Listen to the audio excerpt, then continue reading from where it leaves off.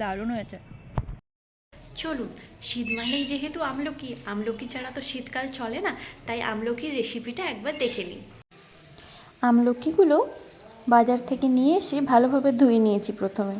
তারপর এই কড়াইতে জল দিয়ে লবণ দিয়ে আমলকিগুলো ভালোভাবে সেদ্ধ করে নিচ্ছি।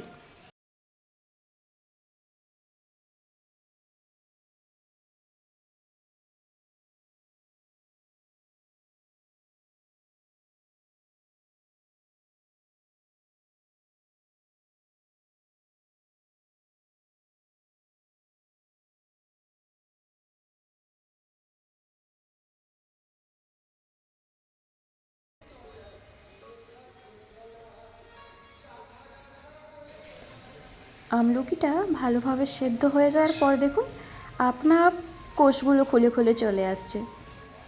খুব সহজভাবেই কোষগুলো থেকে বীজগুলো আলাদা করে দিয়েছি।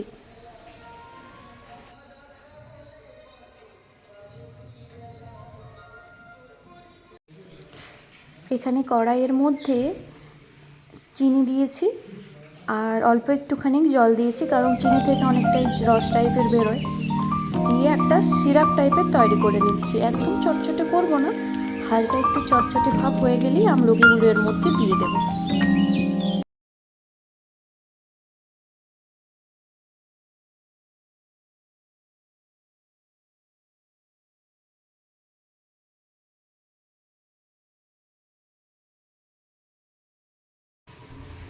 চিনির যে সিরাপটা তৈরি করেছিলাম তার মধ্যে বীজ আলাদা করে রাখা যে আমলকির কোষগুলো সেগুলো ভালোভাবে দিয়ে দিয়েছি। এর মধ্যে এবার আস্তে আস্তে চিনির সিরাপটা ঢুকবে, ততক্ষণ পর্যন্ত এটাকে নাড়তে থাকতে হবে।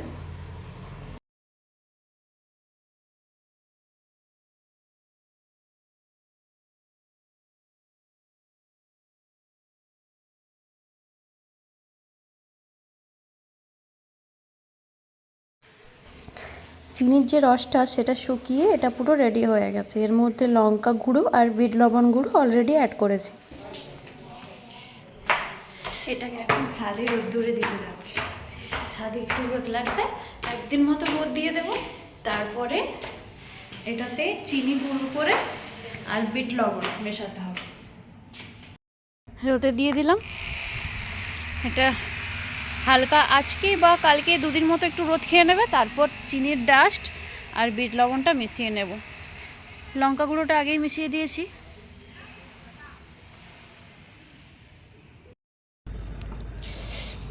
এই দেখুন সেদিন যে আমলকির রেসিপিটা দেখিয়েছিলাম, দুদিন রোদ্দুরে পুরো শুকিয়ে খাওয়ার জন্য প্রায় প্রস্তুত হয়ে গেছে। একদম শুকিয়ে গেছে দুদিনের রোদ্দুরে। দেখেছেন পুরোপুরি শুকিয়ে গেছে। দারুণ হয়েছে।